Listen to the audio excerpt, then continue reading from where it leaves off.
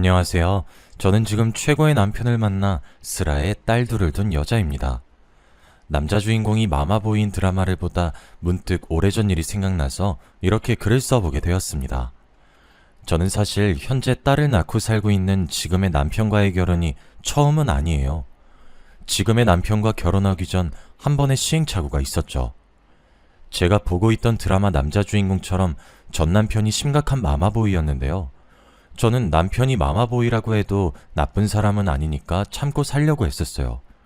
그런데 더 심각한 문제는 남편이 아니라 시어머니셨거든요. 시어머니는 아들과 며느리를 전부 자기 소나기에 넣어 쥐고 흔들고 싶어 하시는 분이었어요. 저는 시어머니의 소나기에 놀아나고 싶지 않아 이혼이라는 결정을 하게 되었습니다. 이혼 전까지는 저와 남편 사이에 아무 문제가 없었고 연애할 때처럼 사이가 엄청 좋았어요. 저는 남편을 직장 동료의 소개로 처음 만나게 되었어요. 원래 소개받는 것을 좋아하는 성격이 아니라서 적당히 거절하려고 했어요. 그런데 동료가 제발 한번 나가달라고 상대방이 저를 보고 반해서 간절히 원하고 있다는 거예요. 그런 말을 들으니까 아직 인기 안 죽었다고 괜히 으쓱거리게 되더라고요.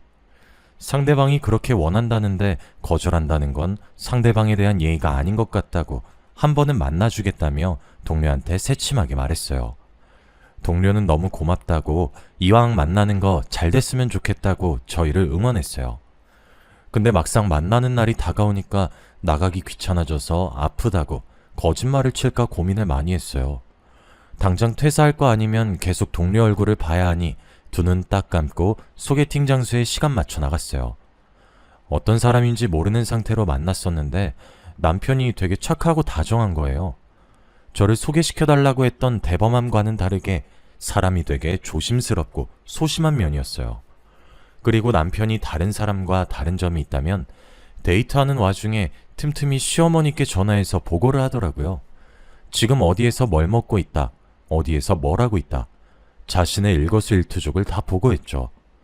저도 그렇고 요즘 사람들 중에 부모님께 이렇게 연락 자주 하는 사람 잘 없잖아요. 그런데 남편이 어머니 걱정할까봐 계속 연락드리는 모습을 보니 효자란 생각이 들더라고요. 솔직히 남편이 내성적이라 만나면서 재밌진 않았어요. 하지만 어머니에게 하는 행동을 보고 어머니한테도 이렇게 잘하는데 당연히 아내한테도 잘할 것 같다는 생각이 들었어요. 평소에도 온순하고 저를 잘 챙겨줘서 같이 살아도 변함이 없을 것 같아서 결혼을 결심하게 되었죠. 제 생각처럼 남편은 결혼해서도 저밖에 모르고 착하면서 다정했어요. 제가 말하지 않았는데도 집안일을 알아서 척척 도와줬었어요. 자기도 회사에서 힘들었을 거면서 티 하나도 안 내고 오히려 저보고 힘들었겠다며 자기가 저녁을 차리겠다고 주방을 차지해서 저를 주방 근처에도 못 오게 했었어요.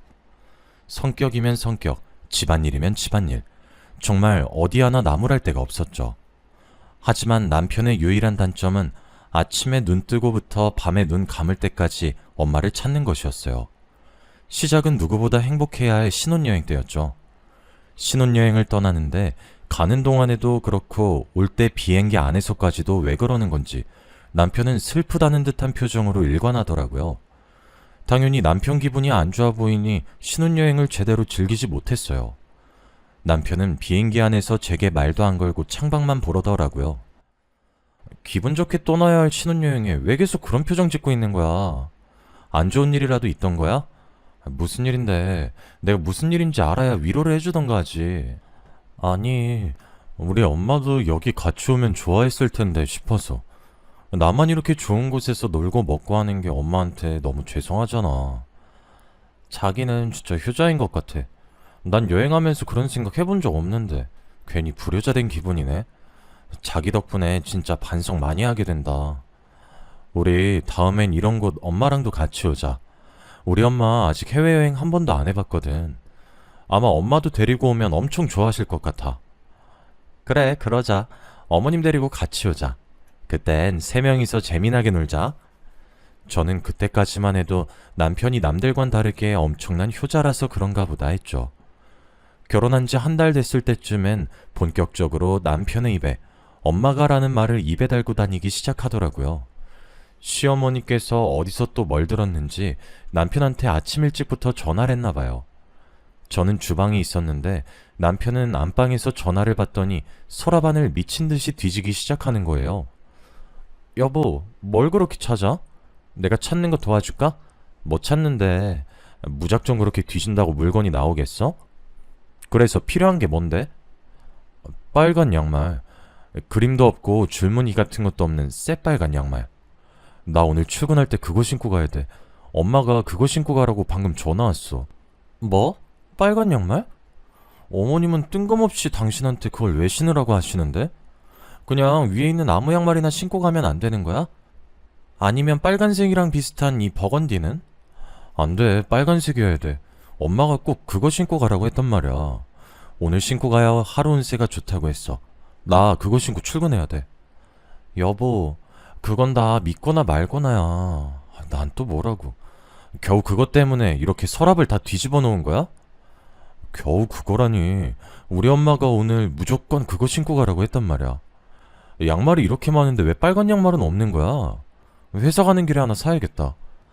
시어머니는 어디서 들은 건지 모를 하루 운세 때문에 남편한테 전화를 했고, 남편은 또 시어머니 말을 듣고 무조건 빨간 양말을 신어야 한다고 말도 안 되는 고집을 피웠어요. 아무거나 신고 가라고 달래보려고 했으나 시어머니 말을 무조건 들어야 한다면서 고집불통이었어요. 저는 남편을 보며 고개를 절레절레 흔들고 아침을 마저 차리러 나갔었죠. 아침에 양말 찾느라 돌아다니는 이 정도 일은 이제 양반이에요. 저희 남편은 자신에게 일어나는 모든 것들을 시어머니와 공유를 해요. 그리고 저와 의논하기보단 시어머니와 많이 의논을 했고, 저와 싸워도 저랑 이야기해서 풀 생각을 안 하고 바로 시어머니께 말을 했어요. 그럼 저는 시어머니한테 전화로 혼이 나곤 했었죠. 아가, 나다. 너 또 우리 아들이랑 싸웠니? 내가 들어보니까 그렇게 화낼 일도 아닌 것 같더만. 넌 왜 이렇게 우리 아들을 못 잡아먹어서 안달인 거니? 어머님, 제가 남편을 못 잡아먹어서 안달인 게 아니라요. 몇 번이나 말했는데 남편이 안 고치니까 화가 나는 거죠. 제가 한번 말했을 때 남편이 고쳐주면 이렇게까지 화냈겠어요? 사람이 어떻게 완벽할 수 있겠니? 사람이니까 실수도 하고 그런 거지. 실수하는 게 그렇게 용납할 수 없다면 넌 그럼 로봇이랑 결혼하지 그랬니? 매번 이런 식으로 남편과 싸우면 시어머니와 싸우는 건 덤이었어요. 항상 뭔 일이 생기면 2대1로 싸우게 되니 지치는 건 저였죠. 또 한 번은 결혼 후 맞은 두 번째 명절에 있었던 일이었어요. 저희 가족은 몇 년 전부터 명절에 제사를 지내지 않고 단체로 여행을 갔었어요. 역시나 남편은 가족들과 함께 가는 여행에서도 계속 울상을 짓고 있더라고요. 신혼여행 때 일이 생각이 났고 또 시어머니가 생각난 건가 했어요. 여보, 또 표정이 왜 그래? 어머님 생각나서 그래?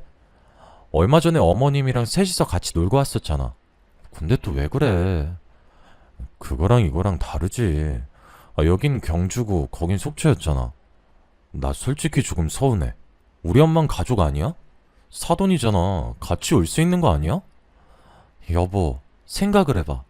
우리 부모님이랑 우리 부부만 온 것도 아니고 우리 언니 오빠 부부도 같이 온 거잖아. 그런데 우리 어머님까지 오시면 얼마나 불편하겠어. 당신은 우리 엄마가 불편해? 우리 엄마가 당신을 얼마나 생각하는데 잘 알잖아. 근데 당신이 어떻게 그렇게 말할 수가 있어? 그동안 우리 엄마를 불편하게 생각했던 거야? 그런 게 아니잖아. 내가 아니라 다른 식구들이 불편해한단 말이었어. 같이 놀면서 친해지면 되잖아. 우리 가족이 많은 것도 아니고 겨우 어머니 한 분뿐인데. 지금 어머니 혼자서 얼마나 외롭겠어. 당신은 그런 생각 안 했어? 그렇겠네. 어머니 많이 외로우시겠네. 그렇지만 우리 결혼하기 전부터 우리 집안이 명절 보내는 방식이고, 따지고 보면 우리 언니 오빠 부부도 시댁 식구 처가 식구 안 데리고 오잖아. 우리도 똑같은 거야. 제가 그날 저희 가족들 보는 앞에서 찡찡거리는 남편을 얼마나 달랬는지 몰라요. 한두 살 먹은 어린애도 아니고 입이 오리마냥 나와서는 시어머니 안 모셔왔다고 따지는데 가족들 보기 얼마나 창피했는지 몰라요. 덕분에 가족들도 저희 남편 눈치 보느라 제대로 즐기지도 못하고 저는 가족과 남편 둘 다 눈치를 봐야 했어요. 저는 그날을 기점으로 더 이상 남편이 단순히 시어머니 생각을 많이 하는 효자 아들이 아니라 정도가 다소 지나친 마마보이라고 생각을 했어요. 시어머니는 남편이 자기 말이라면 찍소리도 못한다는 걸 알고 그 점을 정말 잘 이용했었어요. 한 번은 시어머니께서 저녁 식사를 같이 하자고 하시는 거예요. 저는 중요한 미팅 때문에 못 간다고 다른 날 잡아달라고 말씀을 드렸는데도 쓸데없는 고집을 부리시면서 오늘 당장 먹어야겠다고 하시더라고요. 저는 도저히 안 될 것 같아서 남편한테 저 빼고 먹으라고 연락을 했어요. 남편은 또 곧대로 제 말을 시어머니께 한 거예요. 잠깐 회의 자료 프린트하러 간 사이 남편한테 부재중이 5개나 와 있더라고요. 여보, 진짜 오늘 저녁 먹으러 뭐다? 우리 엄마 지금 화 많이 났어.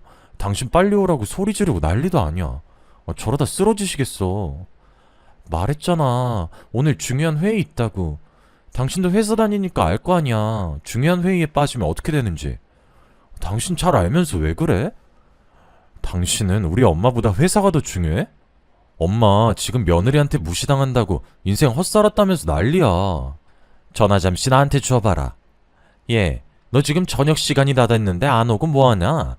시애미를 무시해도 유분수지. 매일 저녁 먹자고 하는 것도 아니고 이번에 한 번 먹자고 했는데 시애미를 물 먹여? 어머님, 제가 언제 어머님을 무시했다고 그러세요. 저 어머님 무시한 적 없어요. 저도 지금 엄청 중요한 일 때문에 빠질 수가 없어서 그래요. 진짜 죄송해요. 그래, 너는 우리보다 회사가 중요한가 보구나.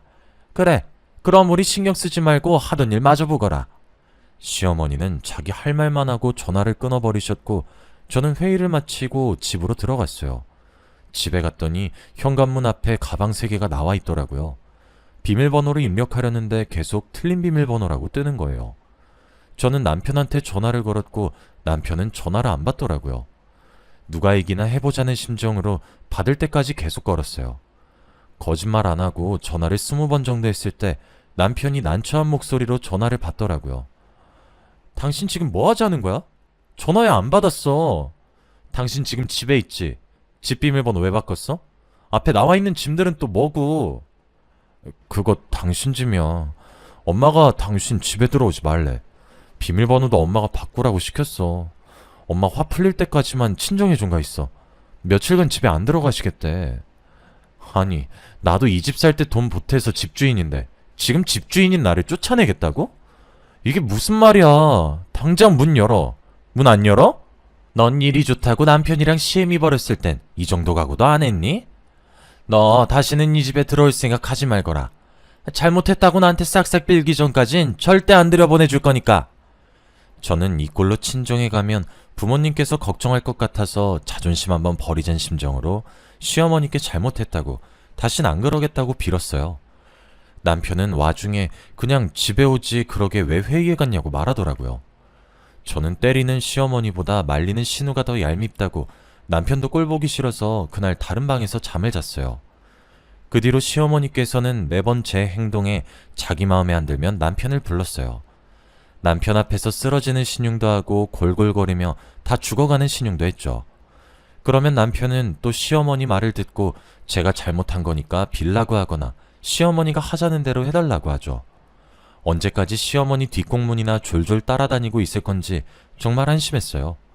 그래도 남편이 마마보이라서 그렇지 사람은 워낙 착해서 이혼 생각을 해본 적은 없었어요.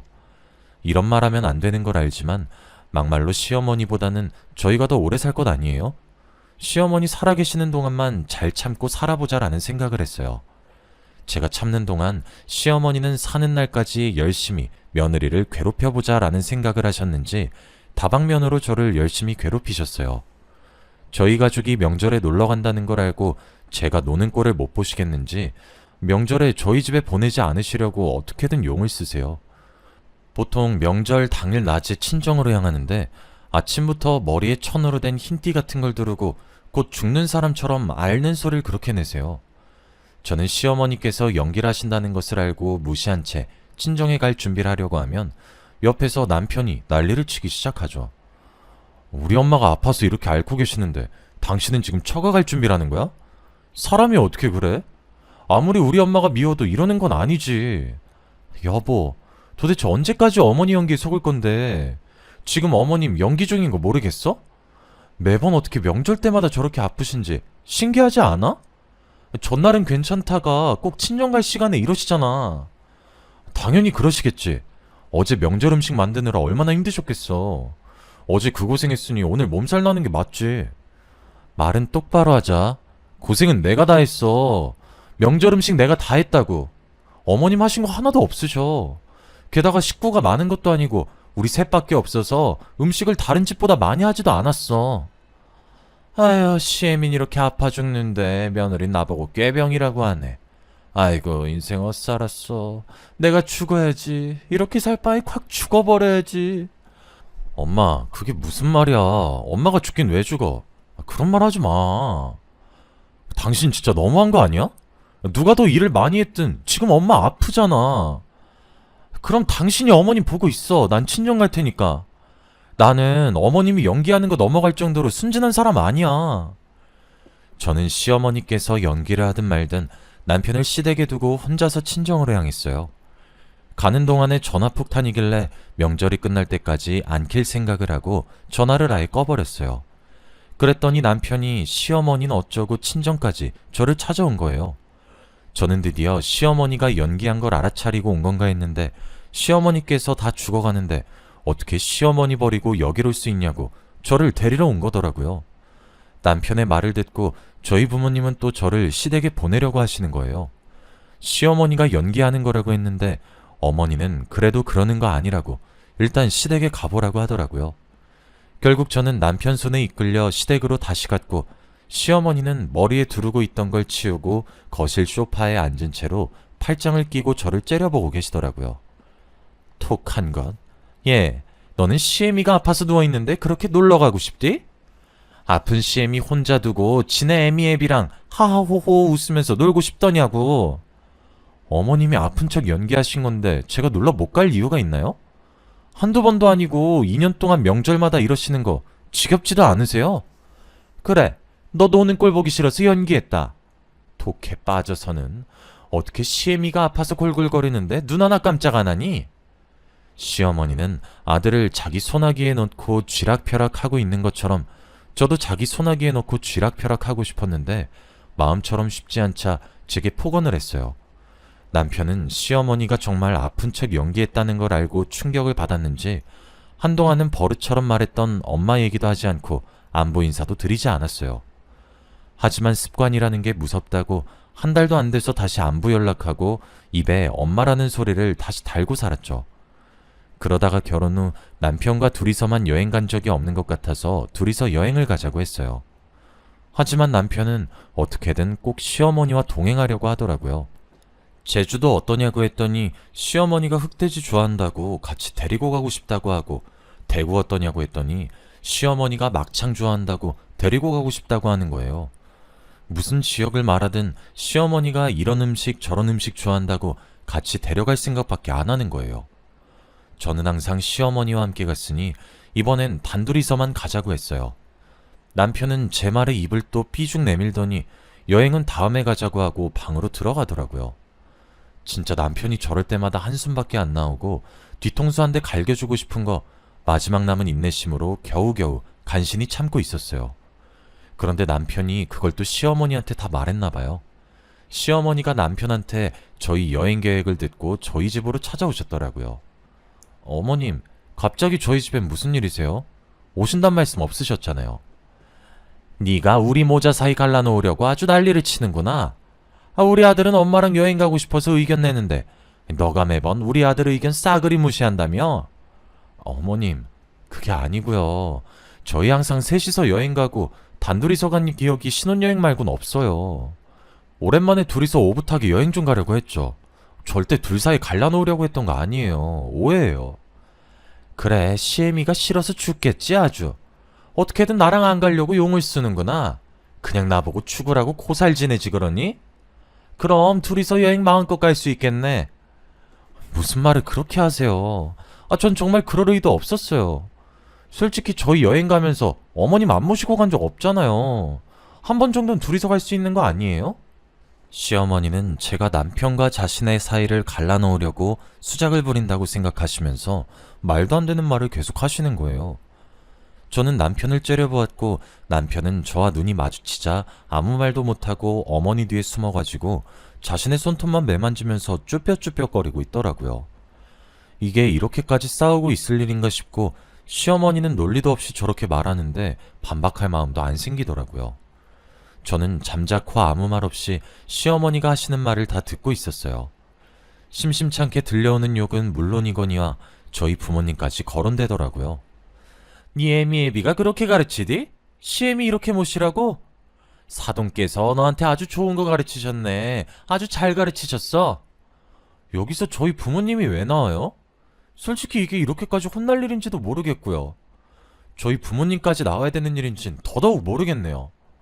싹바가지 없이 시애미한테 대들긴? 네 부모가 그렇게 가르쳤으니까 네가 이렇게 행동하겠지. 자식은 부모의 거울이라고 안 봐도 뻔하지. 네 애미도 시애미 이렇게 모셨나 보다. 어머님, 말이 너무 심하신 거 아니에요? 저희 부모님 교육자시고요. 누구보다 저 잘 가르치셨고요. 어머님한테 그런 말 들으실 분들 아니에요. 저는 일 더 크게 만들기 싫어서 대답을 안 하려고 했는데 부모님 얘기엔 참을 수가 없는 거예요. 그래서 시어머니는 똑바로 보고 대들었더니 시어머니는 제가 자기한테 져주지 않으니 화가 나시는지 붉어진 눈으로 다가오더니 제가 피할 틈도 없이 손을 들어서 제 뺨을 내리치셨어요. 저는 어떤 막말을 해도 괜찮았는데 뺨을 때리는 건 절대 용서할 수 없었어요. 눈에는 눈, 이에는 이라는 말이 있듯이 저도 받은 만큼 그대로 돌려주고 싶었어요. 시어머니께 뺨을 맞자마자 저도 손을 들어 시어머니의 뺨을 힘껏 내리쳤어요. 남편은 놀라서 주춤거리고 시어머니도 제게 뺨을 맞을 줄은 몰랐는지 고개가 반대로 꺾인 채로 눈만 껌뻑거리고 있더라고요. 너 지금 내 뺨 때린 거야? 아들아, 지금 봤지? 내 뺨 때린 거. 어? 야, 애미애비한테 뭘 보고 배워서 감히 겁도 없이 시애미 뺨을 후려쳐? 제 뺨 먼저 때리신 건 어머니세요. 제가 받은 대로 돌려주는 성격이라서요. 아이고, 며느리가 시어미 죽이네. 아들아, 당장 경찰서에 전화해. 내가 저거 폭행죄로 콩밥 먹일 거니까. 인생을 잘못 살았어. 며느리한테 뺨이나 맞고. 신고해보세요. 저도 가만히 있지 않을 거니까요. 저희 사촌언니 변호사인 거 아시죠? 저도 뺨 맞았고 정당방위고 그동안 저한테 폭언하셨던 것도 같이 엮을 거예요. 뭐? 우리도 변호사 선임해서 너 콩밥 제대로 먹게 해줄 거야. 진단서 끊어놓을 거니까 너 딱 기다려. 알겠어? 뺨 맞은 걸로 과연 진단서를 끊어주실까요? 그리고 변호사 선임할 돈은 있으세요? 들으려고 들은 건 아니고 저번에 뭐 투자 잘못해서 모아둔 돈 다 잃으신 것 같던데. 제가 맞는 말만 하자 시어머니는 제 말에 반박도 못하고 입을 굳게 다무셨어요. 저는 친정으로 가기 위해서 짐을 챙겼고 합의윤서를 남편 발밑에 던졌어요. 그리고 살짝 웃으면서 시어머니에겐 마마보이 아들 평생 끼고 살라고 했고 남편에겐 돈 반반 내고 산 집이니 빠른 시일 내에 집 정리해서 정확히 반 저한테 보내라고 했어요. 저는 친정으로 가서 제가 그동안 겪었던 것들을 전부 말했어요. 친정 부모님은 잘 나왔다고 이혼하라고 30대 중반은 충분히 새 출발할 수 있는 나이라며 그동안 그런 집구석에서 고생 많았다고 저를 다독여줬어요. 제가 눈물을 참았던 것도 아니고 그냥 안 나왔었는데 친정어머니 품에 안기니까 저절로 눈물이 나더라고요. 마치 누군가 제 눈에 수도꼭지를 튼 것처럼 눈물이 멈추질 않았어요. 그동안 시어머니나 남편한테 당한 것 때문에 서러워서 눈물이 나는 게 아니라 부모님께서 욕먹으실 분이 아닌데 괜히 욕먹게 만든 것 같아서 미안해서 눈물이 났던 것 같아요. 저는 빨리 끝내고 싶어서 성격 차이로 합의 이혼을 했고 집도 팔아서 정확히 반으로 나눴어요. 지긋지긋하던 시댁과 모든 것이 끝났죠. 결혼은 힘든데 이혼은 뭐가 그리도 쉬운지, 막상 이혼하고 나니까 진짜 이게 끝인지 확실히 이혼한 게 맞는지 어안이 벙벙하더라고요. 마냥 속 시원할 줄 알았는데 지나온 세월이 아깝기도 하고 여러 가지 복잡한 심정이었어요.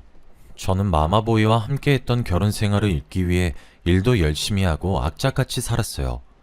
덕분에 초고속 승진도 했고 더 좋은 조건으로 다른 회사에 스카웃되어 이직을 하게 됐죠. 저는 이혼한 뒤로는 계속해서 승승장구했어요. 이직한 직장에서 새로운 인연도 만나 이렇게 다시 가정을 꾸리게 됐죠. 원래 결혼 생각이 없던 분이시라 저희 부서의 남편 혼자만 총각이었는데 저를 만나면서 마음을 바꾸셨다고 하더라고요. 저도 이혼한 지 1년도 채 되지 않았었기에 결혼할 마음은 딱히 없었어요. 그래서 저나 남편이나 결혼까지 생각을 안 했고 정말 가볍게 만났었어요. 그런데 만나다 보니 가치관도 비슷하고 웃음 코드도 비슷하고 잘 맞는 게 한두 가지가 아니더라고요. 게다가 헤어질 때마다 둘 다 아쉬워서 계속 제 집에 도착하면 남편 집 데려다 주겠다고 다시 돌아가고, 남편 집 도착하면 또 저희 집 데려다 주겠다고 왔던 길을 다시 가요. 저희 얘기를 듣던 다른 직원이 차라리 결혼해서 같이 사는 게 낫지 않겠냔 말이 나왔고, 아직 결혼은 아니라고 저희가 손살에 치긴 했지만 고민을 하게 되더라고요. 저는 이혼녀인데 남편은 총각인 것도 마음에 걸리고, 이제 이혼한 지 겨우 1년 반밖에 안 됐는데 벌써 재혼을 하는 건 이른 게 아닌가 하는 생각도 들었죠. 남편은 결혼하고 싶어 하는 눈치인데 제가 망설이는 것 같아서 선뜻 결혼하자는 말을 못 하더라고요. 결혼을 한번 해보니까 지금의 남편이 전 남편보다 안 좋고 못 믿어서가 아니라 결혼이라는 게 쉽게 결정할 게 아니라는 걸 알게 돼서 더 겁이 났어요. 한참을 고민하다가 우직하게 아무 말 없이 기다려주는 이 남자와는 뭘 해도 될 것 같다는 생각에 결혼을 결심하게 됐고, 제가 먼저 남편에게 결혼하자고 했죠. 어쩌다 보니 진지하고 무거운 분위기가 잡혀서 남편은 괜히 왜 여자가 먼저 청혼하냐고 못 들은 걸로 하겠다면서 다음에 자신이 완벽하게 준비해서 프로포즈 하겠다고 하더라고요. 저는 단순히 웃고 넘기는 장난인 줄 알았는데 정말 눈물 콧물 다 흘릴 만큼 감동적인 프로포즈를 해줬어요. 남편이 제게 해줬던 프로포즈를 녹화했었는데 아직도 가끔 그 영상을 돌려보곤 해요. 지금 남편은 정말 한결같이 저와 아이들을 잘 챙겨줘요. 한 번 실패를 한 결혼이라 두 번째 결혼은 많이 걱정했었는데 걱정했던 게 무색할 만큼 잘 지내고 있어요. 앞으로도 저희 네 가족 지금처럼만 알콩달콩 행복하게 살았으면 좋겠어요. 저의 긴 이야기는 여기까지예요. 이런 사연을 써본 게 처음이라 두서가 없지만 그래도 제 사연 끝까지 들어주셔서 정말 감사합니다.